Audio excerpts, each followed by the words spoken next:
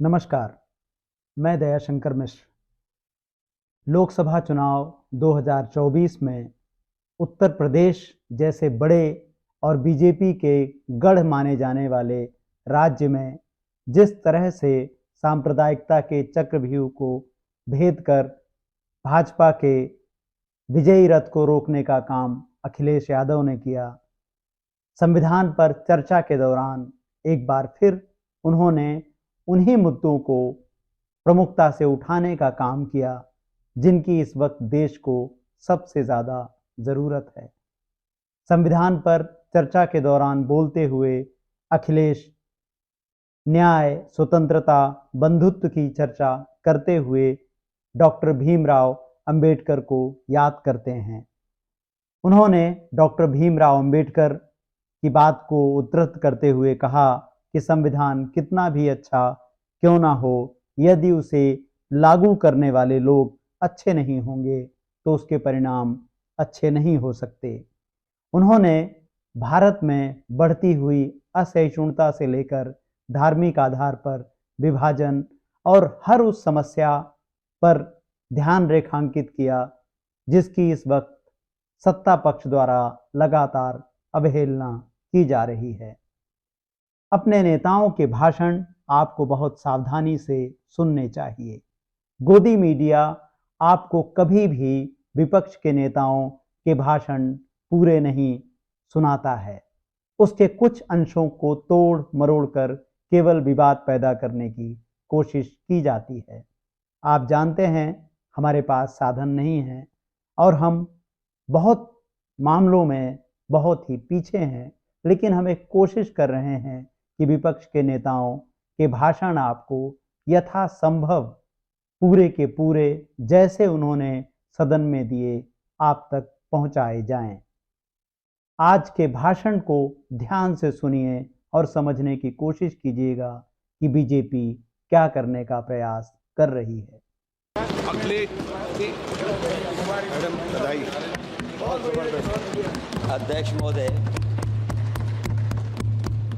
अध्यक्ष महोदय, मैं आपका धन्यवाद देना चाहता हूं।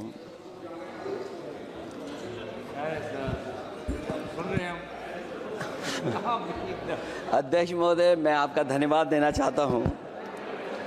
साथ ही साथ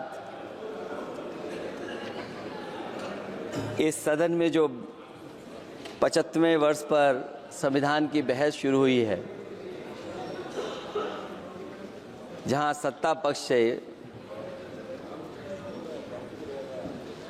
माननीय रक्षा मंत्री जी उन्होंने अपनी बात रखी।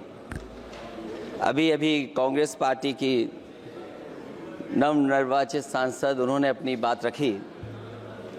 उसके बाद अध्यक्ष महोदय मुझे बोलने का मौका मिल रहा है। मैं सबसे पहले लाखों लाख लोग जो भारत देश की आज़ादी में जिन्होंने अपनी जान न्यौछावर कर दी, देश आज़ाद हुआ। आज़ादी के बाद बाबा साहब भीमराव अंबेडकर जी और तमाम हमारे वरिष्ठ लोगों ने इस संविधान को देने का काम किया। मैं उनको याद करने के साथ साथ जो आज 13 तारीख जिस दिन हम आप सदन में बैठे हैं, एक ऐसी घटना घटी थी, अगर उस समय सुरक्षा कर्मियों ने अपनी सूझबूझ के साथ, बहादुरी और साहस के साथ अगर उन आतंकवादियों को मुकाबला न किया होता तो हमारे देश के बहुत सारे महत्वपूर्ण नेता जो उस समय सदन में थे, न जाने क्या परिस्थिति बनती। मैं उन बहादुर जिनकी जान गई उनका याद करता हूं, वहीं श्रद्धांजलि भी देता हूं। मैं इस संविधान की चर्चा पे जहां खड़ा हुआ हूं, मैं बाबा भीमराव अंबेडकर जी उनको श्रद्धांजलि अर्पित करते हुए जिन्होंने संविधान को देने का काम किया। हमारा संविधान जो तैयार हुआ है, उनकी प्रबुद्ध दृष्टि का परिणाम है कि हमारे पास न्याय, स्वतंत्रता समानता और बंधुत्व के सिद्धांतों पर आधारित एक महान संविधान हमें मिला है। भारत राज्यों का एक संघ है और हमें विविधता में एकता पर गर्व है। ये हमारा संविधान ही है जिसने भाषाई, क्षेत्रीय, धार्मिक और जातीय विविधता वाले हमारे देश को एक साथ रखा है। ये संविधान डॉक्टर अंबेडकर जी ने कहा था कि संविधान की सफलता इस पर निर्भर करेगी कि हम उसके अनुसार कैसे काम करते हैं। ये देखना है, विधायिका, कार्यपालिका और न्यायपालिका की जिम्मेदारी है कि इस महान देश का शासन हमारे संविधान में निहित उच्च सिद्धांतों के अनुसार चलाया जाए। डॉक्टर अंबेडकर ने कहा था, मैंने तो संविधान निर्माण का दायित्व बहिष्कृत वंचित वर्गों को अधिकार दिलाने के लिया है। ये वही संविधान है जो समय समय पर हमारा रक्षा कवच बनता है। अध्यक्ष महोदय, ये संविधान हमारी ढाल है, संविधान हमारी सुरक्षा है, संविधान हमें समय समय पर शक्ति देता है। संविधान ही देश की 90% शोषित, उपेक्षित, पीड़ित, वंचित जनता के अधिकारों का सच्चा संरक्षक है। संविधान को पीड़ितों का रक्षक बताते हुए अखिलेश यादव ने इसे पीडीए का संरक्षक बताते हुए कहा कि संविधान है तो हम हैं और संविधान जब तक है तब तक पीड़ितों की, दलितों की आवाज को दबाया नहीं जा सकता। ये संविधान ही हमारा बड़ा मददगार है। इसलिए ये हमारे जैसे लोग और देश के कमजोर लोगों के लिए और खासकर पीडीए के लिए संविधान की रक्षा जन्म मरण का विषय है। संविधान ही लोकतंत्र की प्राणवायु है और जहां बाबा साहब भीमराव अम्बेडकर जी ने इतना शानदार अच्छा संविधान दिया, वहीं डॉक्टर अम्बेडकर ने स्पष्ट कहा था, जो हमारे माननीय मंत्री जी ने भी सत्ता पक्ष से वो बात रखी और कहा था, संविधान कितना भी अच्छा हो, यदि उसे लागू करने वाले लोग अच्छे नहीं होंगे तो परिणाम अच्छे नहीं निकलेंगे। इसलिए अध्यक्ष महोदय, इस संविधान पर लगभग 75 वर्ष में के बाद भारत की संसद में फिर चर्चा हो रही है। मैं कई महत्वपूर्ण बिंदुओं पर अपनी बात को रखना चाहूँगा। अध्यक्ष महोदय, हमारे संविधान की प्रस्तावना संविधान का निचोड़ है। सरकार के उद्देश्यों और लक्ष्यों को स्पष्ट उल्लेख है प्रस्तावना में। मैं प्रारंभ करता हूं संपूर्ण प्रभुत्व संपन्न समाजवादी धर्मप्रिय लोकतांत्रिक गणराज्य से। आज अध्यक्ष जी, सीमाओं की रक्षा करना संप्रभु का प्रथम कर्तव्य है। और अध्यक्ष महोदय, जिस देश की सीमाओं की सुरक्षा में जहां पर समय समय पर सेंध लगती हो,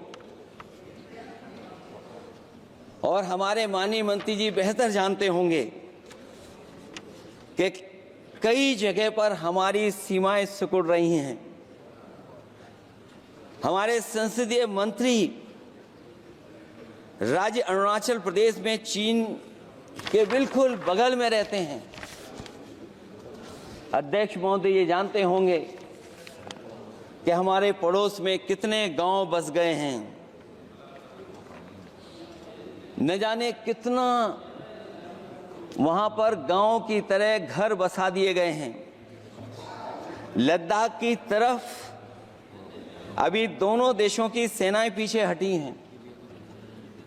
हम अपनी सीमा में ही पीछे हटे हैं और चीन जो हमारी सीमा में अंदर आ गई थी वो हमारी सीमाओं से ही आंशिक रूप से पीछे हटी है। और अध्यक्ष महोदय, उस सीमा के पास एक रिजांगला मेमोरियल बना था। हमारे सरकार के लोग ये जानते होंगे कि जिस समय ये बात उठी लद्दाख को लेकर के, उस रिजांगला के मेमोरियल को तोड़ दिया गया। आज वो रिजांगला मेमोरियल वहां नहीं है और उस लड़ाई के लिए अध्यक्ष महोदय हमारी फौज के लिए कहा गया था कि हमारी वो बहादुर फौज है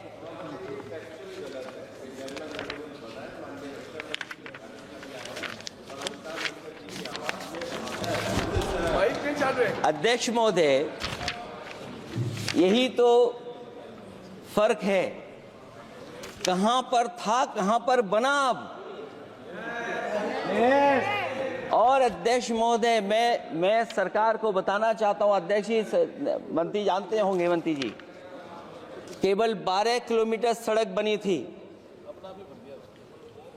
और पड़ोसी देश ने क्या क्या नहीं कहा गया। और वो समय आएगा जब हमें मानसरोवर और कैलाश पर्वत पे जाने के लिए भी वो देश हमें रोकने लगेगा। तो हमारी आज 75 साल बाद सीमाएं कितनी सुरक्षित हैं? क्या लद्दाख की वो फिंगर्स जहां पर हम पहले थे, क्या हमारी फौज वहीं खड़ी है कि नहीं खड़ी है? अगर आप रिजांगला मेमोरियल जानते होंगे तो लद्दाख की वो सीमाएं जो हमारे देश के अंदर थी, क्या हमारी सीमा वहां तक है कि नहीं है? आज नहीं है।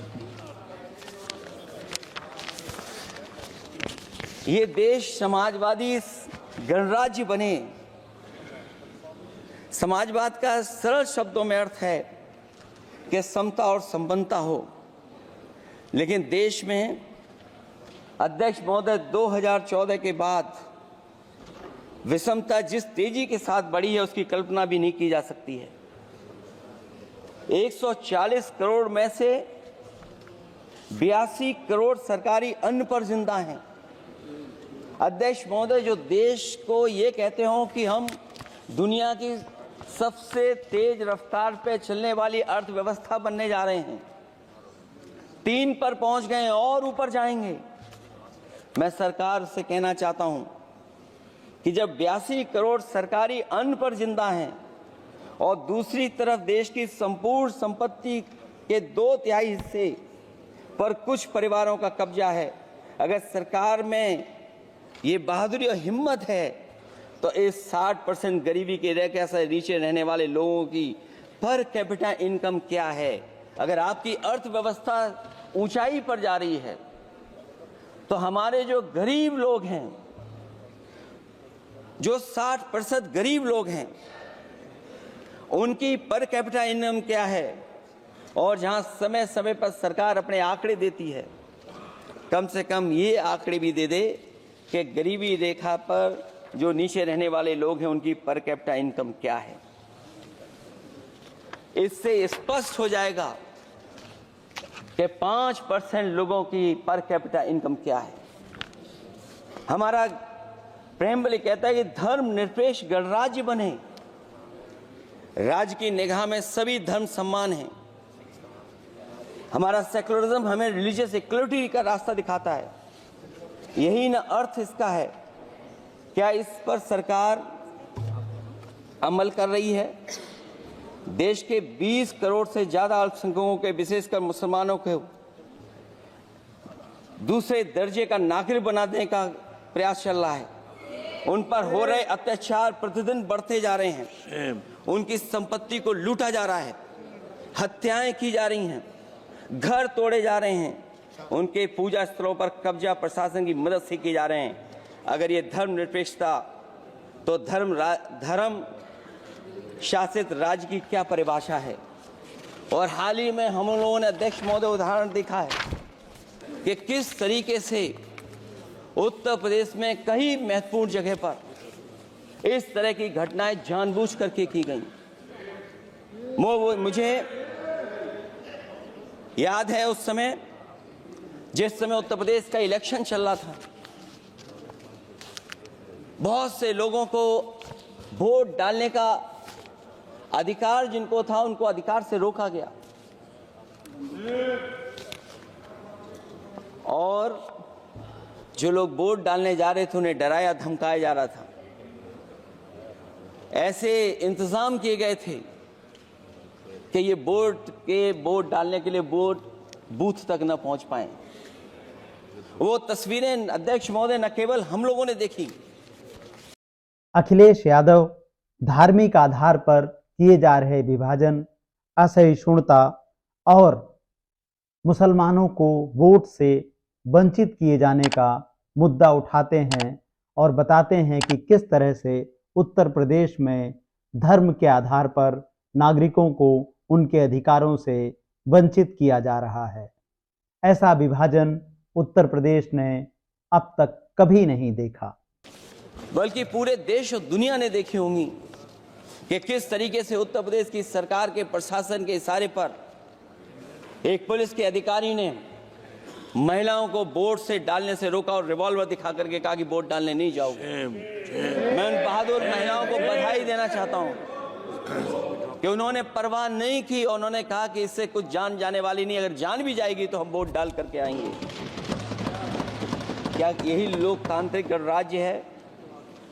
सच्चे लोकतंत्र में जनता श्रद्धापूर्वक मतदान के माध्यम से अपनी सरकार चुनती है।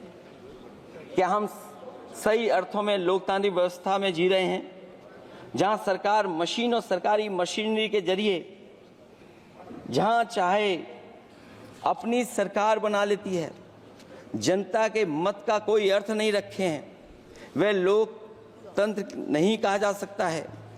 यह व्यवस्था जब तेजी से लोकतंत्र में तानाशाही की तरफ बढ़ रही है, हिटलर ने भी तो जनता द्वारा चुने जाने के बाद संविधान में संशोधन करके तानाशाही कायम कर दी थी। हमारी सरकार भी उसी के समांतर चलने का प्रयास कर रही है।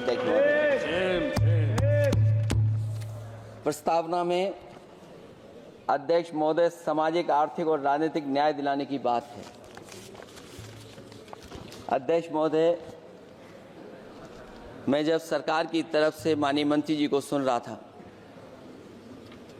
उन्होंने जाति जनगणना को लेकर के कहा कि जाति जनगणना कराना चाहें तो करा लें। हम लोग तो उस पक्ष के धर लोग हैं, अगर आप करा सकते हैं तो आप कराइए। नहीं अध्यक्ष महोदय, जब कभी भी हम लोगों को मौका मिलेगा तो जाति जनगणना कराने का काम हम लोग करेंगे। सामाजिक न्याय समाज के अनुसूचित जाति, अनुसूचित जनजाति और अन्य पिछड़े वर्गों को न्याय दिलाने का बड़ा अस्त्र आरक्षण था, उसे समाप्त कर दिया गया है।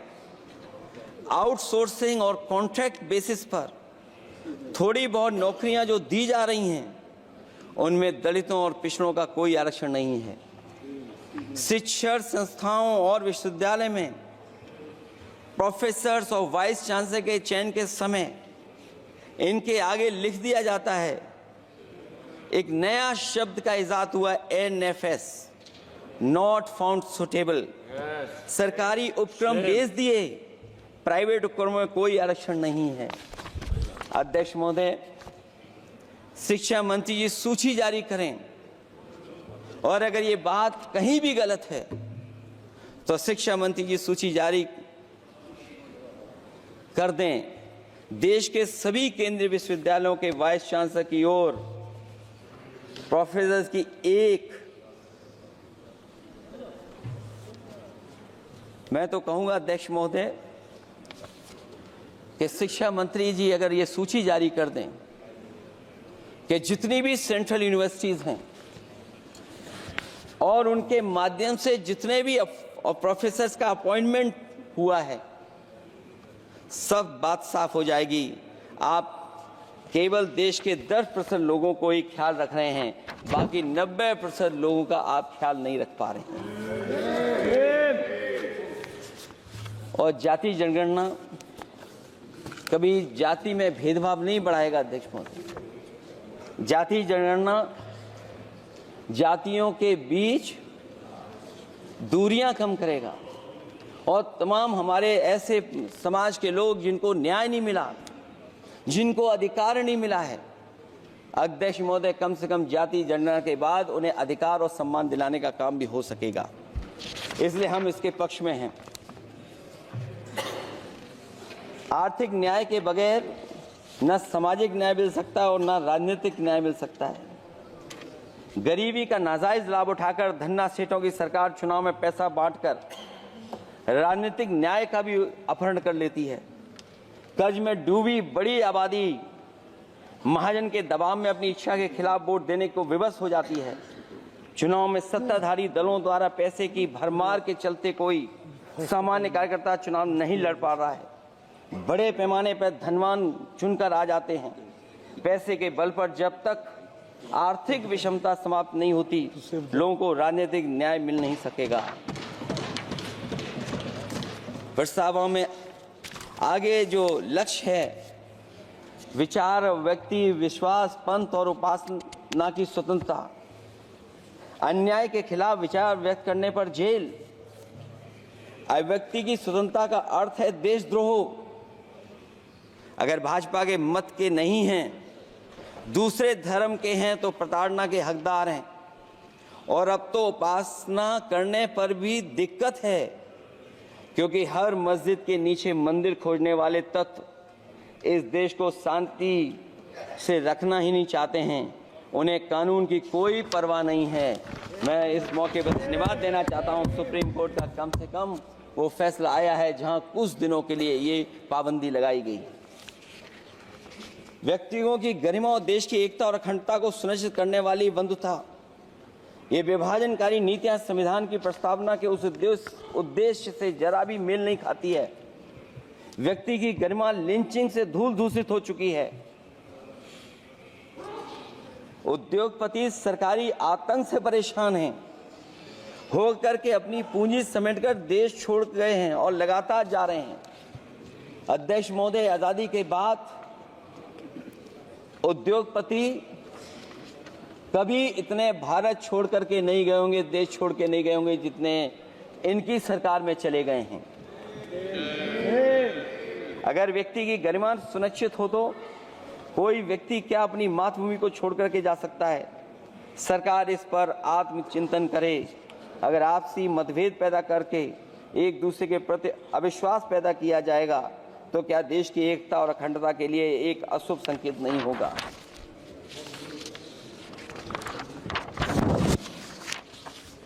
अध्यक्ष महोदय, आर्टिकल 14 कानून के समक्ष समानता, भारत के अंदर किसी भी व्यक्ति को राज्य कानून के समक्ष समानता को डिनाई नहीं कर सकता है। हो क्या रहा है, एक ही कानून कुछ लोगों के लिए अलग है और दूसरों के लिए अलग। अगर सत्ता पक्ष का व्यक्ति गेरुआ गमछा पहनकर गालियों को गाली दे दे तो जी हजूरी और दूसरा न्याय मांगने जाए तो उसे लाठी। क्या ये अनुच्छेद 14 का अनुपालन हो रहा है? अध्यक्ष महोदय, किसी भी व्यक्ति को उसके जीवन और दैहिक स्वतंत्रता से कानून सम्मत प्रक्रिया के बगैर वंचित नहीं किया जा सकता। ये सबसे महत्वपूर्ण मौलिक अधिकार है, लेकिन सबसे ज्यादा इसी का दुरुपयोग हो रहा है। फर्जी मुठभेड़ में हत्याएं, जेल के अंदर हत्याएं और पुलिस अफरीक्षा में हत्याएं। आदमी कहीं भी सुरक्षित नहीं है। अखिलेश ईडी का जिक्र करते हुए कहते हैं, लोकतंत्र फांसीवाद में बदल रहा है। लोकतंत्र में उत्तर प्रदेश जैसे हालात कभी नहीं रहे। आए दिन लोगों को न्याय मांगने के लिए डीएम के ऑफिस से लेकर सीएम के ऑफिस तक पर जाकर आत्मदाह करना पड़ रहा है। उन्होंने कहा, प्रधानमंत्री और रक्षा मंत्री राजनाथ सिंह जैसे वरिष्ठ नेता उत्तर प्रदेश से आते हैं, उसके बावजूद उत्तर प्रदेश की जनता को न्याय नहीं मिल रहा है। रोजगार, सरकारी नौकरियों पर सवाल उठाते हुए अखिलेश यादव ने पेपर लीक और अग्निवीर योजना पर विस्तार से बात रखी। इसके साथ ही उन्होंने जनता को धन्यवाद देते हुए कहा कि अगर जनता उठ खड़ी नहीं होती तो संविधान बदलने की कोशिश की जा सकती थी, लेकिन जनता ने संविधान बदलने के इरादों को विफल कर दिया।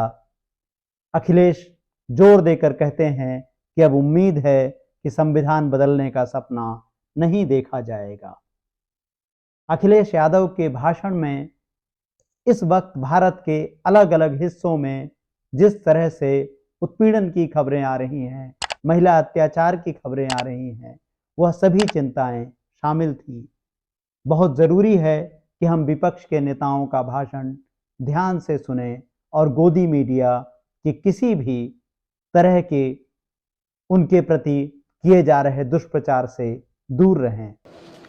ईडी का तो ऐसा कानून बना दिया गया है कि बिना एफआईआर, बिना नोटिस किसी को भी बंद कर दो। लोकतंत्र फासिज्म में बदल रहा है। और अध्यक्ष महोदय, क्योंकि उत्तर प्रदेश की चर्चा सत्ता पक्ष से भी हुई, जो हालात उत्तर प्रदेश में हैं, ऐसे हालात कभी किसी ने पहले नहीं देखे।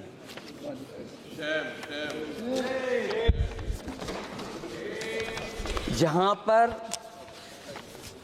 कानून की समय समय पर धज्जियां उठ रही हैं। और अध्यक्ष महोदय, केवल एक घटना नहीं मैं कहना चाहता हूं, ऐसी तमाम घटनाएं हैं जिनके बारे में मैं कह सकता हूं। आज़ादी के बाद अगर हम 75वें वर्ष में इस बात पर चर्चा करें संविधान पर, और आए दिन लोगों को न्याय मांगने के लिए आत्मदाह करना पड़े, तहसील हो वहां पे आत्मदाह, जिलाधिकारी हो वहां पे आत्मदाह, न्याय मांगने के लिए अगर मुख्यमंत्री आवास में जाना पड़े वहां पे आत्मदाह। सोचिए हम किस दिशा में जा रहे हैं। और अध्यक्ष महोदय, किसने नहीं देखा कि टीवी पे चलते हुए लोगों की जान ले ली गई? लाइव देखा है सबने। ये कहां का न्याय है? न केवल वो, बल्कि पता नहीं अध्यक्ष महोदय, हमारा प्रदेश कस्टोडियल डेथ में सबसे आगे जा रहा है, महिलाओं के उत्पीड़न में सबसे आगे जा रहा है। ये मैं नहीं कह रहा हूं, अध्यक्ष महोदय ये सरकार के आंकड़े बता रहे हैं। और न केवल इन चीजों में आगे जा रहा है, बल्कि आजकल जो नए जमाने का डिजिटल इंडिया है, अगर साइबर अपराधों में सबसे आगे कोई प्रदेश दिखाई दे रहा है तो वो उत्तर प्रदेश दिखाई दे रहा है। ये अलग बात है अध्यक्ष महोदय कि कभी कभी जो डबल इंजन की सरकार चलने वाले जो दावा करते थे, पहले इंजन टकराते थे, अब तो डब्बे भी टकराने लगे हैं। Double engine single driver. और होड़ लगी हुई है कि कभी किसी ने दिल्ली का रास्ता किसी माध्यम से अपनाया था, उसी रास्ते पे चल करके आगे बढ़ना चाहते हैं। इससे खराब इस लोकतंत्र में और क्या हो सकता है? जिन लोगों ने ये कहा हो कि हम नौकरियां दे देंगे, आज नौकरियां कहां हैं? रोजगार कहां हैं? और अध्यक्ष महोदय, अगर वादा किया जाए नौकरी और रोजगार का, इन्वेस्टमेंट का, और सपने बड़े दिखाए जाएं, ये बात मैं इसलिए कह रहा हूं कि माननीय मंत्री जी भी उसी प्रदेश से आते हैं, प्रधानमंत्री जी भी उसी प्रदेश से आते हैं। आज कई मायनों में, कई आंकड़ों में उत्तर प्रदेश पीछे दिखाई दे रहा है। जहां रोजगार के सवाल पर, जो सरकारी नौकरियां इसलिए नहीं क्योंकि आरक्षण न देना पड़ जाए, इसे सरकारी नौकरियां नहीं हैं। आए दिन पेपर आउट, पेपर लीक, न केवल पेपर लीक है बल्कि जानबूझ करके पेपर लीक कराया जाता है जिससे कि परीक्षा रद्द की जा सके। और जो अग्निवीर वाला सवाल था वो आज भी वैसा ही का वैसा है। हम लोग अग्निवीर वाली व्यवस्था कभी स्वीकार नहीं कर सकते हैं। जो पहले भर्ती जैसी होती थी अध्यक्ष महोदय, अगर वैसी ही भर्ती होगी तो हमारी सीमाएं और सुरक्षित होंगी, हमारे और नौजवान जाकर के देश की असली पक्की वर्दी पहनने का काम करेंगे। ये अध्यक्ष महोदय कैसी चर्चा संविधान की जो है बिना प्रधान की।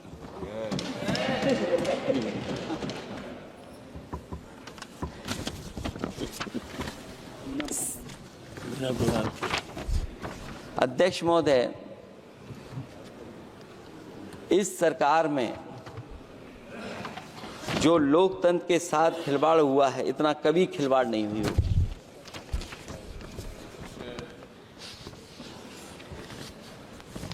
संविधान को परतंत्र बनाकर जो लोग राज करना चाहते हैं, उनके लिए आज़ादी का अमृतकाल सिर्फ एक जुमला है। और अंत में मैं सिर्फ एक ही बात कहना चाहता हूं कि संविधान बचेगा तो न्याय बचेगा, और न्याय बचेगा तभी सबको बराबर मान सम्मान, सबको बराबर मौके मिलेंगे, भेदभाव भी मिटेगा। और भेदभाव का भाव भी इसलिए आज फिर से संविधान को बचाने के लिए एक और करो या मरो आंदोलन की जरूरत है। इसलिए अध्यक्ष महोदय, हम आपको भरोसा दिलाते हैं, पिछले चुनाव में भी बहुत सारे सत्ता पक्ष के माननीय लोग ये कहते थे कि हमें इतनी सीटें मिल जाएंगी तो हम संविधान बदल देंगे। अध्यक्ष महोदय, मैं आपके माध्यम से जनता का धन्यवाद देना चाहता हूं कि उन्होंने 400 पार के नारे को गिरा दिया और विपक्ष को इतनी ताकत दे दी कि इनकी जो सपना था संविधान बदलने को, उस सपने को तोड़ने का काम किया। अध्यक्ष महोदय, बहुत सारे साथी इधर के ही उधर हैं, अगर उधर वाले इधर आ गए उसी दिन ये सत्ता से बाहर हो जाएंगे। अध्यक्ष महोदय, आखिरी में मैं कुछ लाइनें कहकर के अपनी बात खत्म करना चाहता हूं। न मेरा है न तेरा है, ये हिंदुस्तान सबका है। नहीं समझी गई ये बात तो नुकसान सबका है। हजारों रास्ते खोजे गए उस तक पहुंचने के, मगर पहुंचे हुए ये कह गए भगवान सबका है। जो इसमें मिल गई नदियां वो दिखाई नहीं देती महासागर बनाने में, मगर एहसान सबका है। अनेकों रंग खुशबू नस्ल के फल फूल पौधे हैं, मगर उपवन की इज्जत आबरू ईमान सबका है। हमें उम्मीद है कि इस चर्चा के बाद बाबा साहब भीमराव अम्बेडकर जी का दिया हुआ संविधान को बदलने का सपना नहीं देखा जाएगा।